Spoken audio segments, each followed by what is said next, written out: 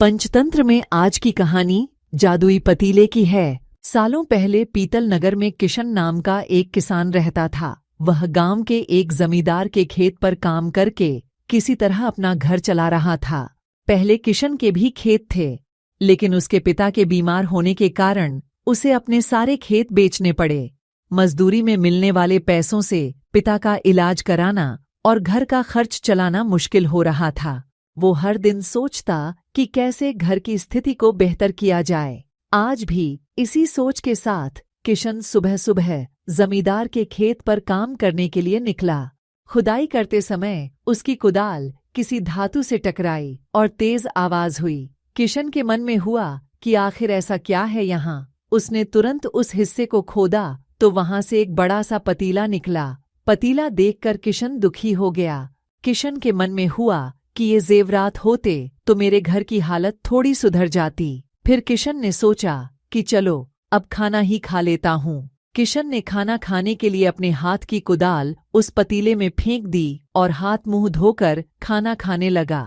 खाना खत्म करने के बाद किशन अपनी कुदाल उठाने के लिए उस पतीले के पास पहुंचा। वहां पहुंचते ही किशन हैरान हो गया। उस पतीले के अंदर एक नहीं बल्कि बहुत सारे कुदाल थे। उसे कुछ समझ नहीं आया। तभी उसने अपने पास रखी एक टोकरी को भी उस पतीले में फेंक दिया। वो एक टोकरी भी पतीले के अंदर जाते ही बहुत सारी हो गईं। ये सब देखकर किशन खुश हो गया और उस जादुई पतीले को अपने साथ घर लेकर चला आया। वो हर दिन उस बर्तन में अपने कुछ औजार डालता और जब वो ज्यादा हो जाते तब उन्हें बाजार जाकर बेच आता। ऐसा करते करते किशन के घर की हालत सुधरने लगी। उसने इस तरह से बहुत पैसा कमाया और अपने पिता का इलाज भी करवा लिया। एक दिन किशन ने कुछ गहने खरीदे और उन्हें भी पतीले में डाल दिया। वो गहने भी बहुत सारे बन गए। इस तरह धीरे धीरे किशन अमीर होने लगा और उसने जमींदार के यहाँ मजदूरी करना भी छोड़ दिया। किशन को अमीर होते देख जमींदार मोहन को किशन पर शक हुआ। वो सीधे किशन के घर पहुंचा।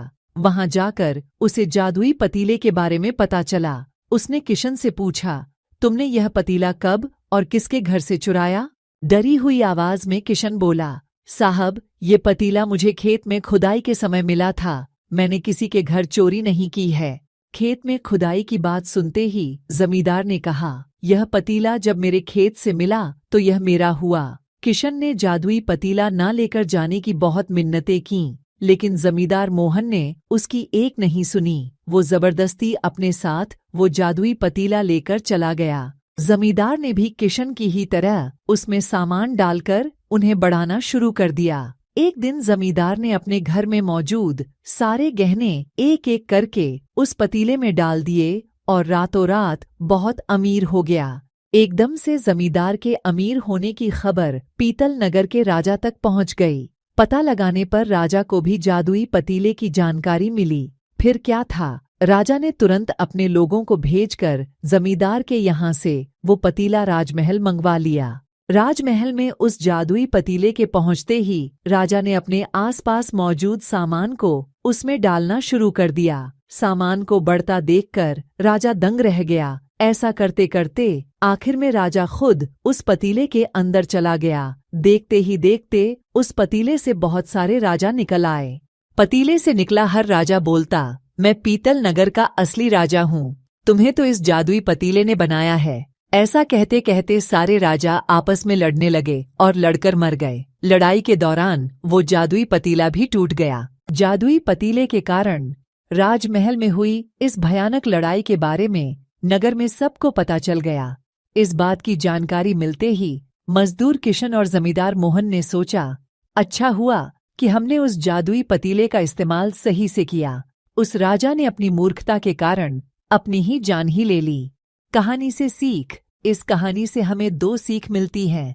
पहली कि मूर्खता का अंत बुरा ही होता है। दूसरी यह कि हर सामान का इस्तेमाल संभल कर करना चाहिए, अति हानिकारक हो सकती है। आपको यह कहानी कैसी लगी हमें कमेंट बॉक्स में जरूर बताएं और ऐसी मजेदार कहानियों के लिए हमारे चैनल को अभी सब्सक्राइब करें और बेल आइकन दबाएं।